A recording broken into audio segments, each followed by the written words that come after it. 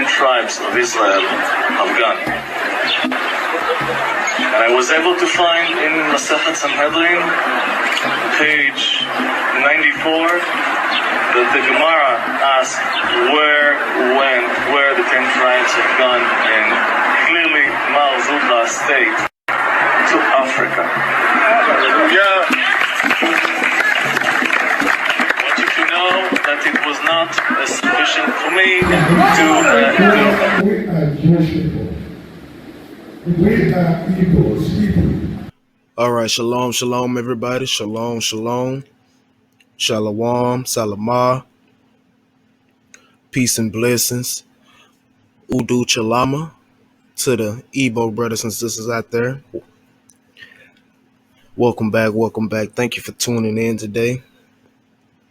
And as you can tell by the title, we will be getting into some Igbo Israelite history today. We will be getting into some Igbo Israelite history. All right, let's go ahead and give all praises, honor, and glory to Abba Yah above for bringing us here today to review this information and to restore our nation piece by piece, video by video, person by person, scripture by scripture, source by source. All right. We know ultimately the Most High will move his hand and restore us as a nation in due time. But for now, we're going to continue to review our history and learn everything that we've been missing out on. All right. So, quick overview. We will be reviewing migrations of the Igbo people of Nigeria, starting with the first migrations between the Exodus and settling in Palestine or Israel, with Gad's sons branching off, migrating back through Upper Egypt, Nubia, and west across Sahara, reaching Nigeria around 1303 BCE. The second migration happening following the Assyrian exile, with another branch of Israelites reaching Igboland circa 638 BCE. As well as a third migration around 740 CE from Syria, followed by recent migrations of Sephardics and North African Israelites from Carthage, circa 1400s through the 1600s AD. All right, so recently. So, Job chapter 8, verses 6 through 8. We're going to read a quick verse before we start off. It says, "If thou wert pure and upright, surely now he would awake for thee, and make the habitation of thy righteousness prosperous. Though thy beginning was small, yet thy latter end should greatly increase. For inquire, I pray thee, of the former age, and prepare thyself to the search of their fathers." All right, so that's what we're doing today. We're preparing ourselves for the search of our fathers. I know a lot of people like to say we ain't supposed to be doing this or searching into our genealogy, doing this and doing that. But hey, we've been scattered, we've been dispersed, and we've been cut off from our history. So it's up to us to restore that and relearn that. So Igbo, also called Igbo, people living chiefly in southern Nigeria who speak Igbo, a language of the Benue Congo branch of the Niger-Congo language family. The Igbo may be grouped into the following main cultural divisions: northern, southern, western, eastern, or cross-river and northeastern. Before European colonization, the Igbo were not united as a single people, but lived in anonymous local communities. By the mid-20th century, however, a sense of ethnic identity was strongly developed, and the Igbo-dominated eastern region of Nigeria tried to unilaterally secede from Nigeria in 1967 as the independent nation of Biafra. By the turn of the 21st century, the Igbo numbered some 20 million. All right, and that's just counting the people that's within Nigeria. That's not counting the diaspora, all right? That's not counting the Igbos in America, in Canada, in Mexico, Brazil, Jamaica, all right? That ain't counting the Igbos scattered to the four corners. All right. So we're going to start at the very top, and you got the source at the bottom right for the article. It says Erie and his entourage continued their migration southward until they finally settled at a place known to us today as Erie, the ancestral home of the Igbo around 1303 BC, at the confluence of the two rivers Izu and Amambala, a tributary of the great river Niger. He argues further that in Erie today, there is a place called Agbanabo Izu na Amabala, all right, the confluence of the rivers Izu and Amabala, which form the Anambra River. Here it is believed Erie landed with his entourage before moving to settle in Obugad, Erie.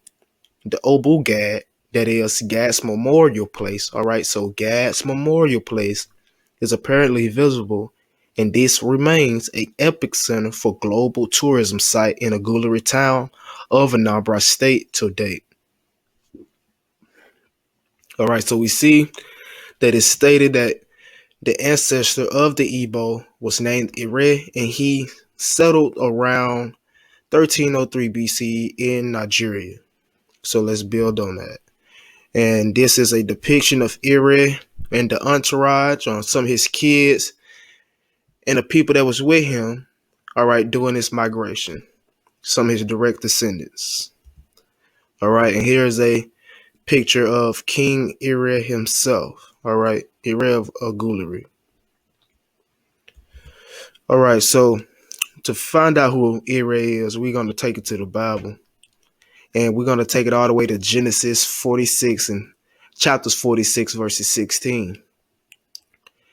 And when doing that, we see it says, and the sons of Gad, Zephon, Haggi, Shuni, Esbon, Erie, and Arodi, and Ureli. All right.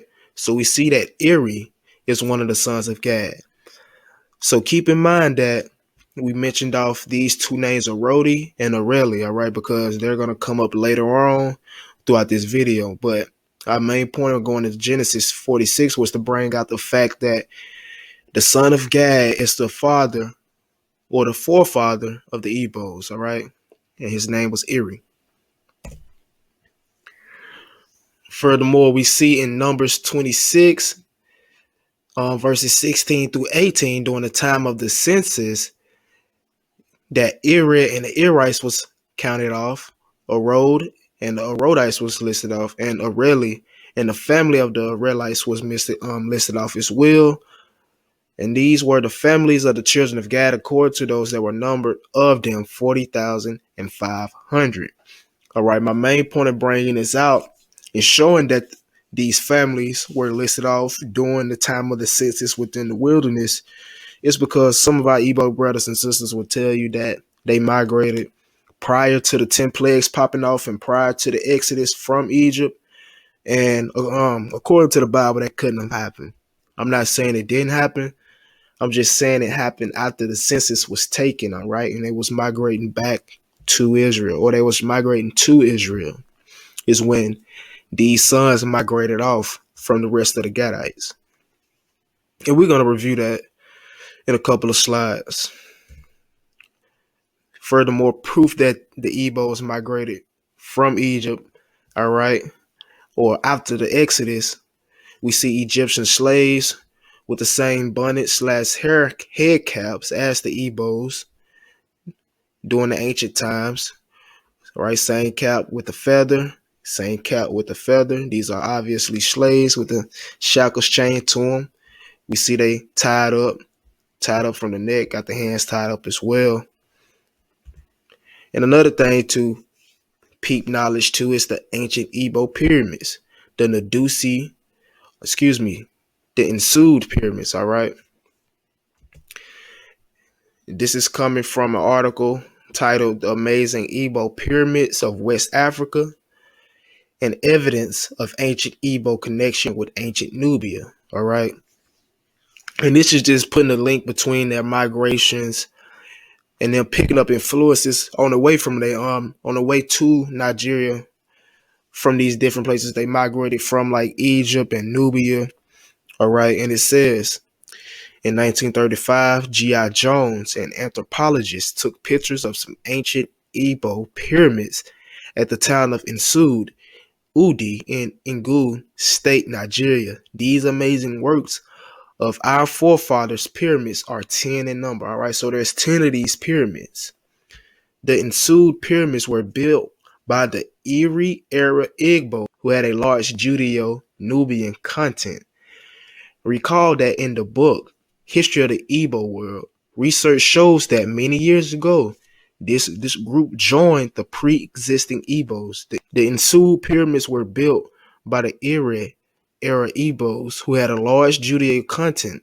Continuing, he states that these Erie era Igbos came from Erie Bengas household in the Chinnaroth area in Canaan, all right? In the Chinnaroth area in Canaan. And from the households of the South Nubian chieftains he met in Shakwar area of Egypt, Sudan, all right? So that's furthermore evidence of this migration from Egypt through Nubia, and even with the influences of these ancient pyramids that, haven't been kept up to date and really not even spoken about. All right, so we just see this influence of them migrating through Nubia, through Egypt, all right, and then bringing it back to Western Africa. So we got to get rid and dig. And to do that, we're going to go to Finding Gad, the quest for the lost tribe of Gad. And just keep in mind what I said about what some of the Igbos say about their origins and how they migrated prior to the Exodus. All right. According to the Bible, Gad's sons were counted in the census, so it had to be after the census. But we're going to start right here.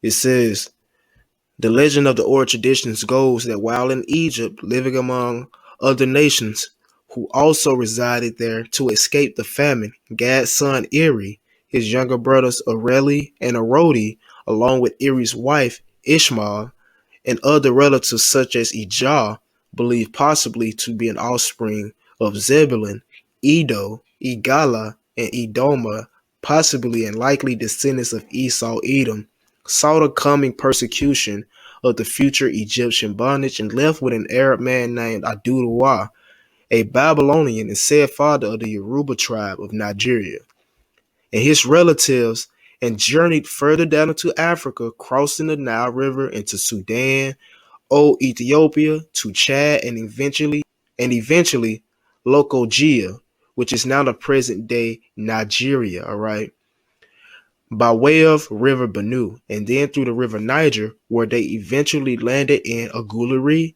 and what is now known today as Nigeria, around 1305 BCE. All right, so we have this understanding that around 1305, between 1310, that Erie and his peoples settled within Nigeria. So now we're going to get a witness on that from an Igbo himself. We are called the tribe of Gad because the first person to enter here among all the tribes is God himself. But we have other tribes scattered all over the place. We have the tribe of Judah, we have so many tribes tribe of like Dan, and Levi in this very place. Right. Now, so, but all put together, like we have already said most of the time, that inside every Jew is the 12 tribe. Absolutely. So we are made up of all the tribe of Israel here in Nigeria. I understand that. Yeah. But there's some uniqueness here that we cannot ignore with the tribe of God. Yes, there is some uniqueness. Yes. So as the brothers just confirmed, the Gadites were the first Israelites to touch Nigeria, but they have other Israelites scattered throughout Igboland, but we're going to touch on that later on in this video. All right, so now that we got that migration out the way, we're going to jump to 2 Kings chapter 17, verses 3 through 6, all right? And it says, against him came up Salmanaser, king of Assyria, and Hoshea became his servant and gave him presents. And the king of Assyria found conspiracy in Hoshea, for he had sent messengers to So, king of Egypt, and brought no presents to the king of Assyria, as he had done year by year. Therefore the king of Assyria shut him up and bound him in prison. Then the king of Assyria came up throughout all the land, and went up to Samaria, and besieged it 3 years. In the 9th year of Hoshea, the king of Assyria took Samaria, and carried Israel away into into Assyria, and placed them in Halah and in harbor by the river of Gozan, and in the cities of the Medes. All right, so we see that in the 9th year of Hosea the king of Assyria, Israel was captive. Israel was carried away captive into Assyria. Continue to read on that, and we're going to jump to 2nd Esdras, and we're going to fast forward a little bit in time.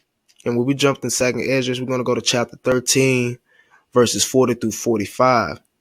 And we're going to see that it reads, those are the 10 tribes which were carried away prisoners out of their own land in the time of Oshea, the king whom Salmanassar, the king of Assyria, led away captive. All right, so we're dealing with the same Israelites, the same Israel being carried away during this time. And he carried them over the waters. And so they came into another land.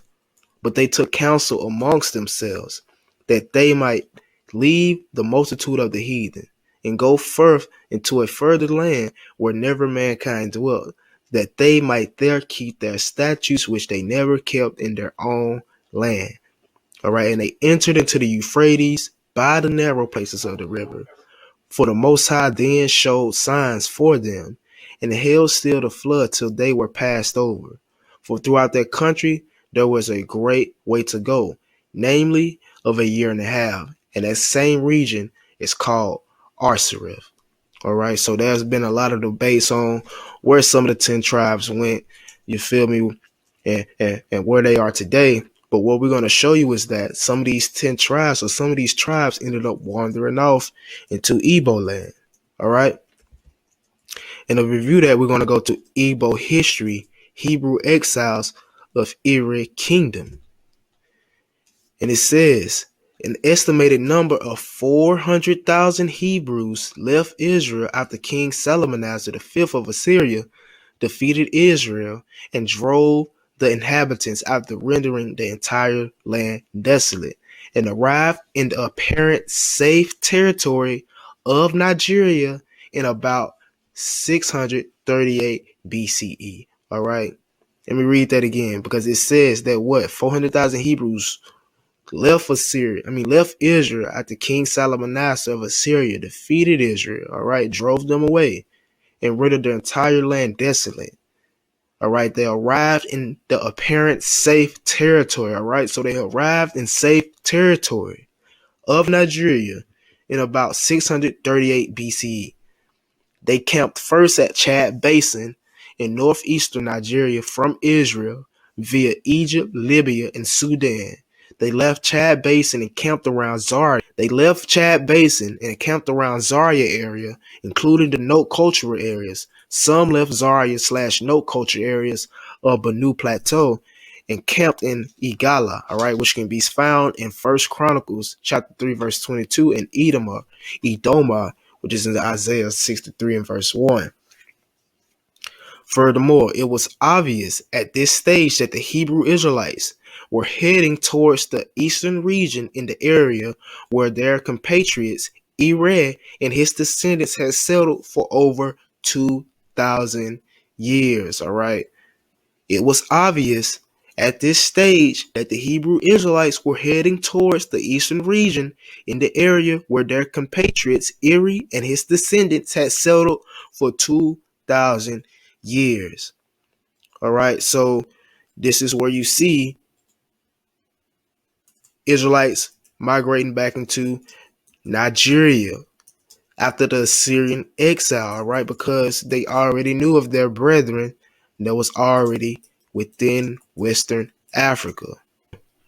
When the Assyrians actually attacked and exiled the 10 tribes of Israel, the northern kingdom, in 722 BCE. From that period, all the 10 tribes were scattered. The bulk, according to Mazutra, were taken to Africa. So once again, we have that confirmed by a Igbo brother himself. Just confirming what we just reviewed, that another migration of Igbos, or Israelites as I say, made their way into Western Africa after the Assyrian captivity. All right. We can take it even to the Ashkenazim Talmud. All right. And here's all the information you'll need to find this. And it would tells us the same exact thing. It says, the Gemara asks, to where did Sennacherib exile the 10 tribes? And if you don't know, Sennacherib is the person that came up after Salmanasseh, all right? So it says, to where did Sennacherib exile the 10 tribes? Mazutra says he exiled them to Afriki, all right? Let me read that again. To where did Sennacherib exile the 10 tribes? And it says, Mazutra says he exiled them to Afriki, all right? So even amongst the Ashkenazim, it was known that the 10 tribes went into Afriki, also known as Africa. But we're going to continue to dig on that furthermore in the video. We're going to be jumping back to finding Gad, the quest for the lost tribe of Gad. I'm going to start at the very top. It says, the Igbo Jews are said to have migrated from Syrian, Portuguese, and Libyan Israelites into West Africa. Historical record shows that this migration started around 740 CE. According to UCLA-trained amateur Jewish historian and Rio Hondo Police Academy trained forensics investigator, Chindi, don't want to butcher his name, of Agul Erie, who resides in Los Angeles and has researched this subject for more than 15 years at the UCLA libraries in Los Angeles. The migration started when the forces of Caliph Muhammad, the last leader of the Umayyads, of his quasi-Arab supporters, defeated the Yemeni Arab Umayyads of Syria in 744 CE, sacked the Yemanis and his Jewish supporters from Syria. The Syrian Jewish migrants, Dan, Naphtali, Gad, and Asher, resettled in Nigeria. Let me read that one more again for you, just in case you didn't hear that. The Syrian Jewish migrant tribes, Dan, Naphtali, Gad, and Asher, resettled in Nigeria, where they became known as Sanbornton Jews. In 1484 and 1667, Judeans and Zebulons from Portugal and Lybia respectively joined Sanbornton Jews of Nigeria. Thus, Nigerian Jews originated from the following 6 Israelite tribes: Judah, Dan, Naphtali, Gad, Asher, and Zebulun. All right. So we see that thus far we have about 4 migrations of Israelites into Nigeria. All right, with the last ones coming from Judeans out of Spain and Portugal. All right, and tribes of Zebulun, families of Zebulun from Lybia, also known as Syrian. All right, I put Carthage in the beginning of the video, but I meant to put Syrian. So excuse me for that. But I'm going to continue on. And it says, this is another page. We're going to start right here. It says, again, this means that during the 1st century, prior to the destruction of the temple in 70 AD, it was generally known where the 10 tribes taken into the Assyrian captivity were.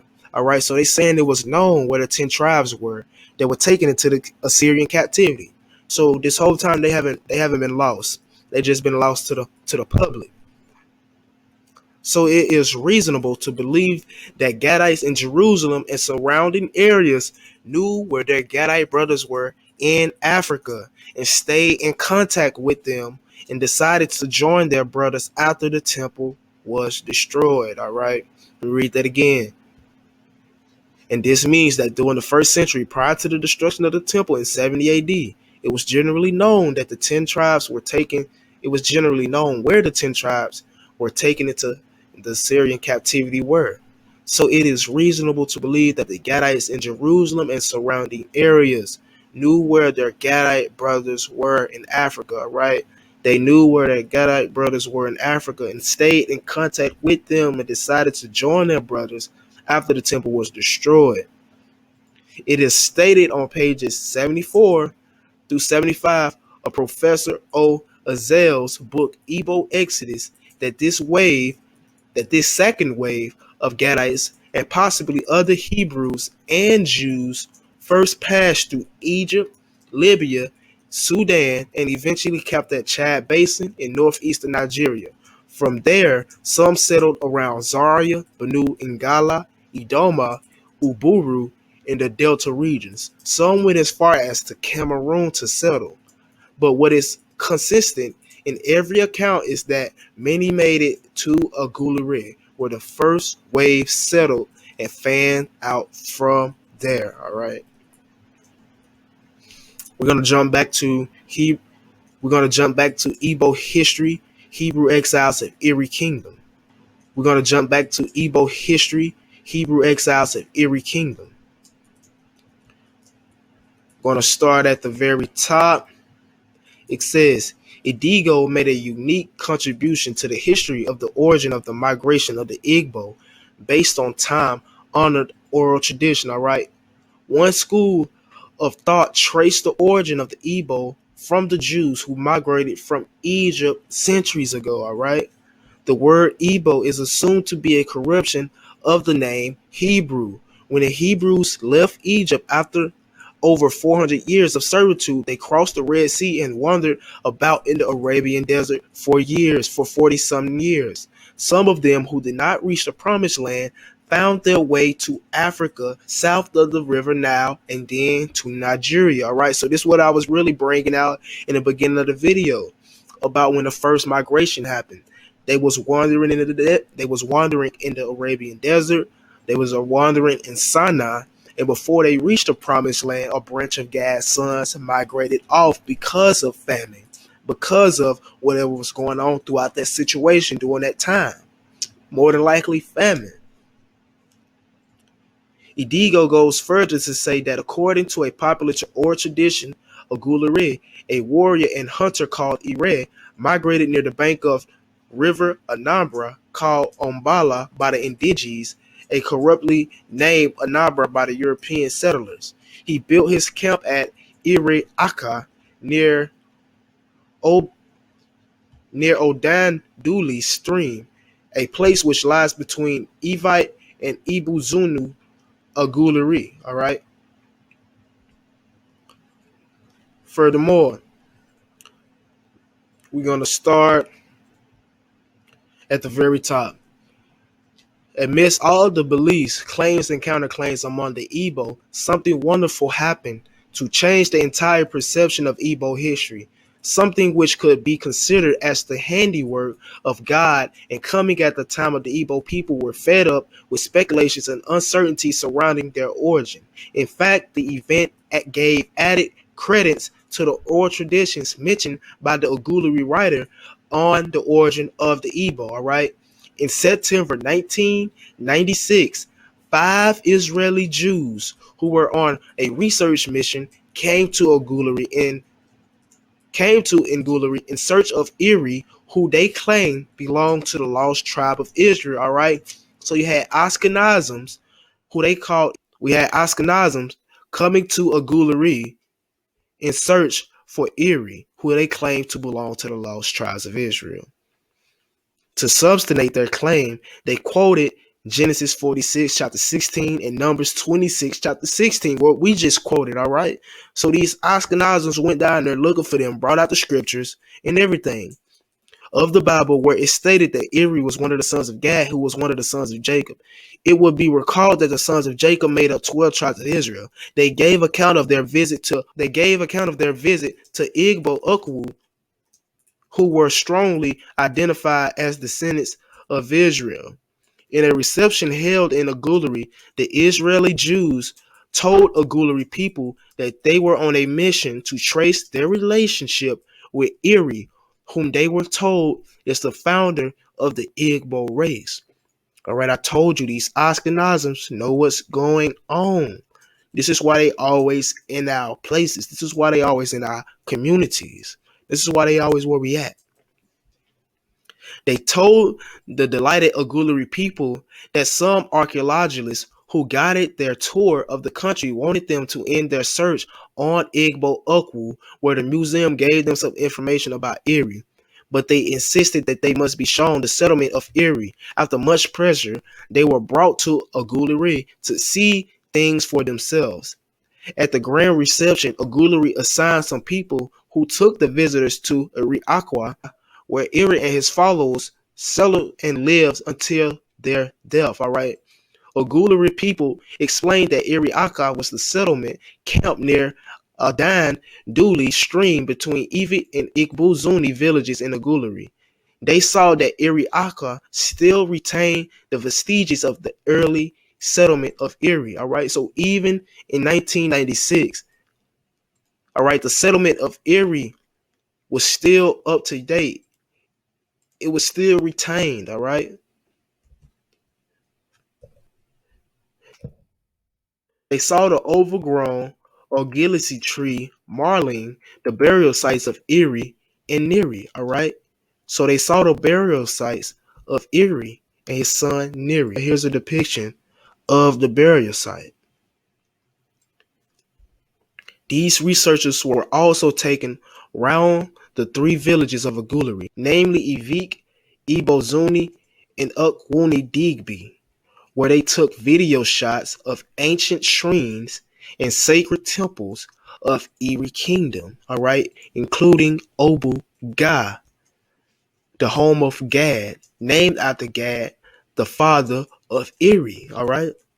So they went into Igboland, they found all these ancient shrines, sacred temples of Erie, all right. We talking about a direct descendant of Gad, all right.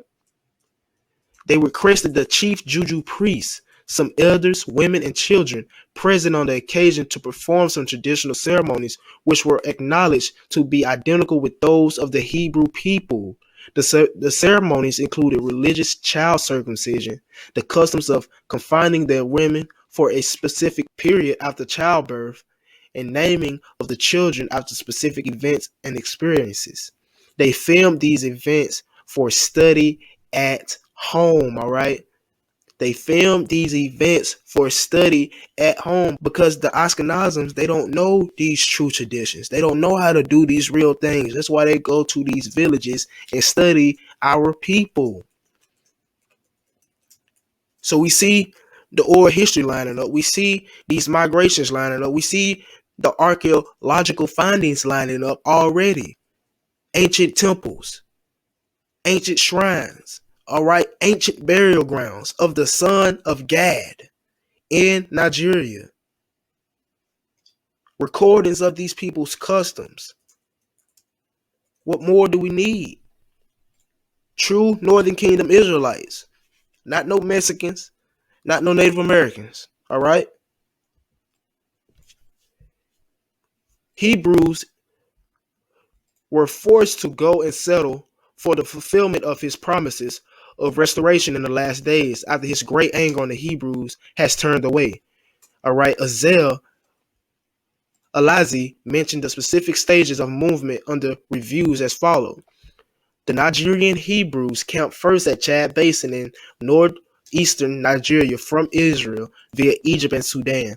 They left Chad Basin and camped at Zaria area, including the no culture areas of a new plateau.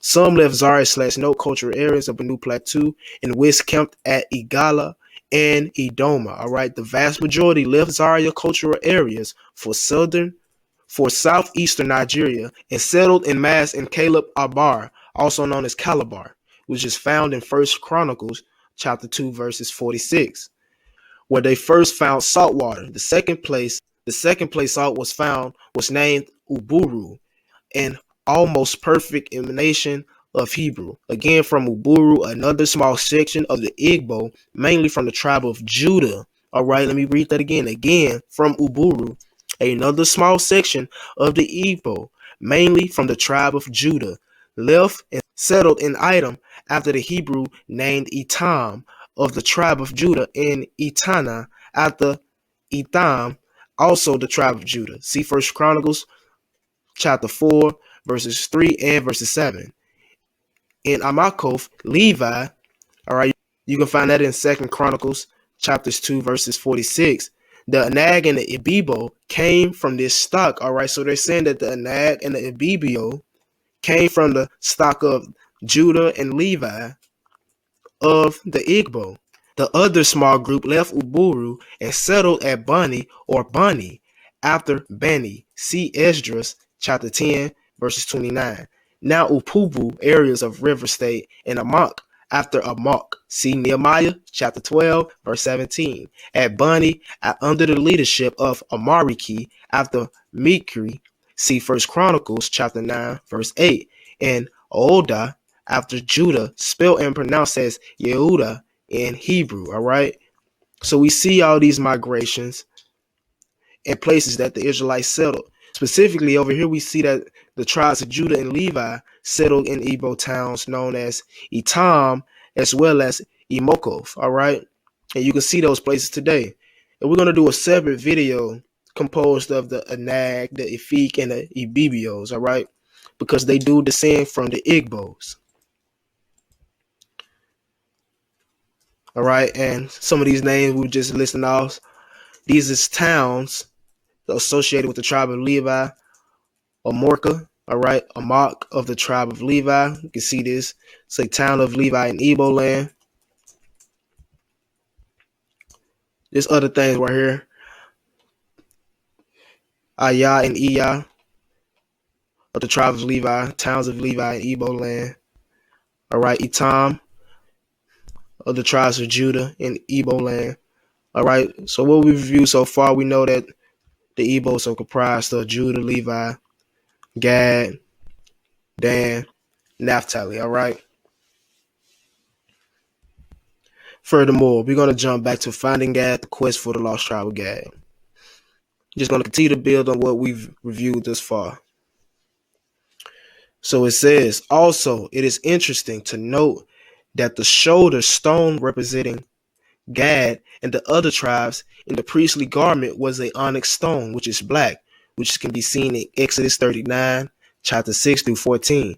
And in December 1996, all right, so this is a year later after they just left from doing the filming and finding Erie's gravesite, all right.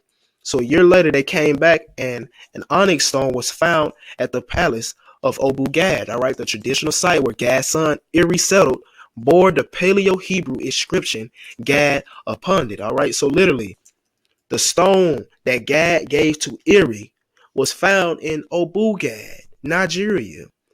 Not only that, it had the Paleo-Hebrew inscription Gad upon it. The King Solomon Sephardic Foundation confirmed the authenticity of this inscription. Here's a depiction of that onyx stone that was found. An onyx stone with the inscription of Gad in Hebrew was discovered, all right, by Mr. David Israel from Israel, 1997, at Agulari, Igboland, Anambra State, Nigeria. Above is a sample of the onyx stone. Continue to read. We're going to start at the top. Matter of fact, we're going to start right here. It says, we know since at least 1789 CE that Jews have been interested in the possible Igbo connection when a former Igbo slave named Aluda Equiano, living in London, first proposed the Igbo-Israel relationship in his autobiography. Some Igbos, including a doctor, recalls Israelis visiting Igboland and investigating such claims during the Biafran Wars, all right? So just to bring a quick source out to that, we're going to be jumping back to the Talmud, all right, to Vilna's Gaon's student letter to the lost tribes of Israel, composed in Safed 1830 CE, a letter sent from the Ashkenazim communities of Safed and Jerusalem to the lost tribes that they had hoped would be found, all right, by a missionary sent to Yemen in 1830. It goes on to say, thus send the dwellers of the land of Israel who abide by the Torah of Moses, which is a gift of inherited portion to our brothers, the children of Israel, the sons of Isaac, the son of Abraham, who revealed the belief in Hashem. They are our holy and pure brothers, the righteous upon whom the world rests. the Bene Moshe, servant of Hashem, who dwell across the river Sanbornton, also known as Sanbornton, who pledge allegiance to the king of Israel, who sits upon a mighty throne, who rules over the 10 tribes, whose settlements is in the land beyond, all right, beyond the rivers of Nubia, all right? Don't that sound like Zephaniah 3:10? All right? The 10 tribes whose settlements is beyond the rivers of Nubia, who camp according to their banners, the tribe of Gad, the tribe of Dan, Naphtali, of Gad, Asher, the tribe of Issachar, who understand the movements of the celestial bodies, constantly involved in Torah study, and the tribe of Zebulun, encamped at Mount Fren, across them the tribe of Reuben, of Ephraim and Manasseh, and the tribe of Shimon. May Hashem be with them. All right, so the Ashkenazi was writing to all these tribes beyond the rivers of Nubia. But what did we just read in some sources earlier? That what the Syrian Jewish migrant tribes, Dan, Naphtali, Gad, Asher, resettled in Nigeria, all right, where they became known as the Sanbornton Jews. So these Israelites that settled in Nigeria became known as the Sanbornton Jews. Who were the Ashkenazim writing to? The Jews who dwell across the river Sanbornton, also known as Sanbornton. What were the Igbos known as? The Sanbornton Jews of Nigeria. So we see that these Ashkenazim have for sure known of the Igbos, and they even wrote a letter to them, letting us know that they descend from these tribes, these Northern Kingdom tribes. We not dealing with no Native Americans and no Mexicans, man. We not. Let's continue on. It basically says that a hunt will be on one day for the lost tribes scattered abroad. This prophecy has been and still is being fulfilled. Under the direction of Israeli Prime Minister Yitzhak Rabin in October 1995 and in May 1997 under Benjamin, the Israeli government sent delegates looking for a long-lost brother, Erie. They went to Nigeria, state to state, town to town, tribe to tribe, and quietly observed to see if any recognizable Hebraic traits or customs would pop out. When they made it to Obugad, their search ended, as they saw the Igbos there display Hebraicness in their culture. They even saw the ancient stone throne of Gad and immediately recognized the script at the foot of the stone as Paleo Hebrew. All right. They also visited many sites that have been connected to Erie and the Igbo people. This was documented on film and later shown on Israeli television. All right. They didn't show this on national TV. They only showed this in Israeli. All right. On Israeli television. I have been given a DVD copy of this documentary by Easy A.E. Chuck Womicki, Erie, all right? On March 28, 1996, the Israeli ambassador to Nigeria visited Erie and cried, acknowledging that the Igbos were among the lost tribes of Israel, all right? So these people are crying because they realize that these really are the tribes of Israel. Before he left, he gave Izzy Neri a gift, all right, King Neri, a gift of olives and oils, stating that such gifts were only given to kings of Israel. On October 23, 1997, Yitzhak David, an American Jew and program director of King Solomon Sephardic Federation, was televised visiting the king of Niwi, Igwe, Kenneth Oruzu III. It was said during the visit by Zaggy David, another delegate which came with his KSSF, after much research, work on the origins of the Igbo, the archaeological findings indicate that Israel is the true home and that they should make a quick come back for historical reunion.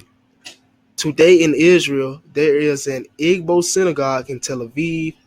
The problem is not necessarily Igbo Hebrews. The issue is how the Israeli government will recognize those Igbos who make aliyah to Israel. All right, so we see what's going on, what's been going on with these Ashkenazim peeping and knowing who our ancestors were, who our people are. All right, all this information of this archaeological findings, of these visits, all right, has not been released to the public. That's why it's up to us to dig into this history.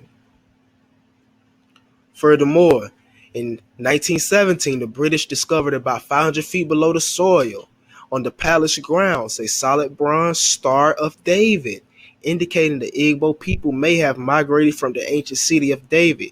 To commemorate this event, Nigerian Kobo coins were minted with a Star of David on it.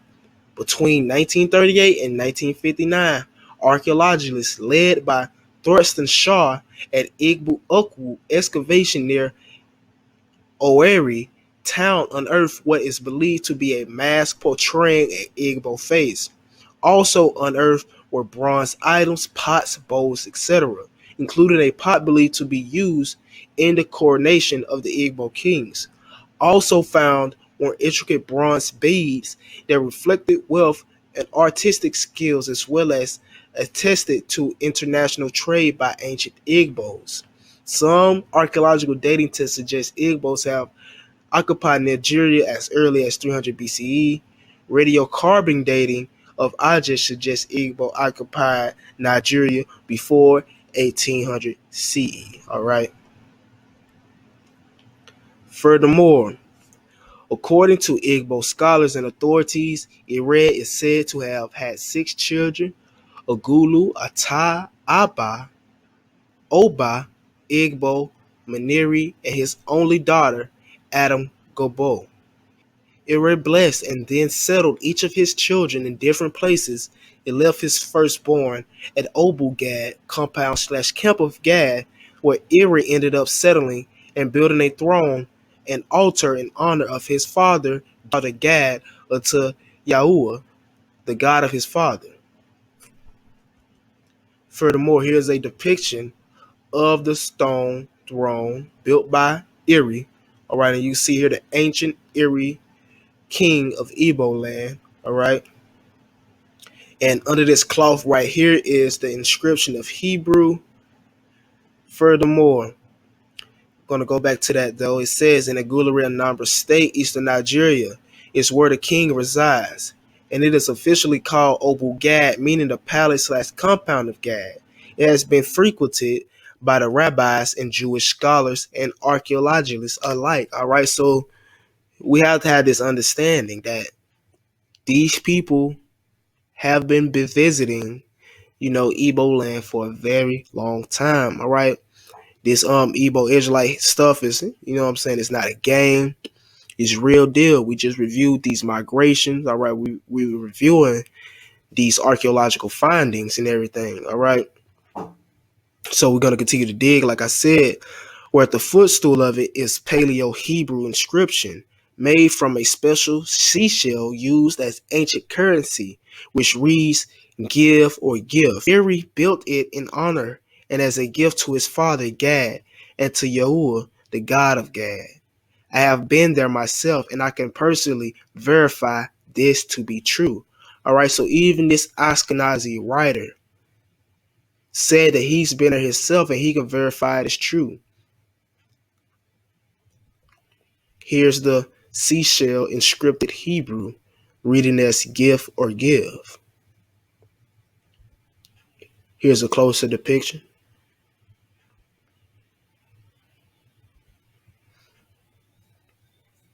All right. Now that we've got that away, we're going to get into a few more settlements in Nigeria of Israelites and a few more people that migrated with Erie. All right. So Arodi, which was also mentioned in the verses that we looked at in Genesis and Numbers.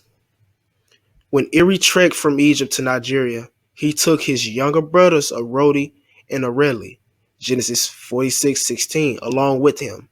When they arrived and settled in Nigeria, they lived in harmony with each other. They worked together to develop one language, tradition, and culture.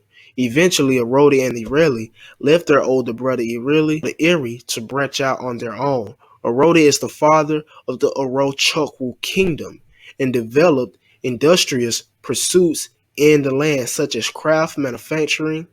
This tradition still carries on today through the Igbo people who live in Aba Ingwa, which is nicknamed the Twain of Nigeria. All right. And something to take a note of is also the Ibibio people, all right, are from or sprung out of Orochukwu, all right, the kingdom founded by Arodi. Arodi is also said to have developed the Nsibidi writing system, all right, system made of glimpses which aided in development trade among all the peoples of Nigeria and the surrounding areas. All right, so Arodi, the son of Gad, made the Nsibidi language. And this is also going into the fact that the Ibibio speak Nsibidi as well as the Igbo speak Nsibidi. The descendants of Arodi are the peoples and tribes of the Ibibios, the Anag, the Ogoni, the Afikpo, all right, and all these other tribes, the Yaku, the Nimbi, and the Orochukwu, as I just stated. And we see all these kings dating back from the 1900s within the Adodi/Idigo dynasty. And this will fall under the modern dynasties of Arodi, the descendants of Arodi. All right, Areli, which is also mentioned in Genesis 46, Areli departed from Erie and the Obugad kingdom and went on to become the father of the Orori. Other descendants of the Areli include the people and tribes in Amahia, Diobu, Okigwe, Oruli, and all these other tribes right here. All right, these are all descendants of Areli, all right, who was a son of Gad. And these are all tribes and clans within Nigeria. Erie's son Menri. It says, Minako, one of Miri's descendants, is said to have been a consecrated priest during the first years of Ezi Iniyonkimbo the first. He was then sent away with bronze family heirloom inherited from Erie, Gad, and Jacob in Israel in order to find a place for these three items so they wouldn't be taken by raiders or invaders. All right, so he took bronze, all right, that was inherited from Erie, which was inherited from Gad, which was inherited from Jacob, all right, in order to find a safe place for these items so they wouldn't be taken by raiders or invaders. He found a secret place known today as Ogulu Lake. Furthermore, read more on him. It is said that this kingdom, or the Izu Inami Igbo, the first was crowned a Neri, also known as king, around 190 BCE. All right, 190 BCE. Nere Inoko relocated from Ogulu Lake to what is today known as Arele in Oguta local government area in Anambra state of Nigeria.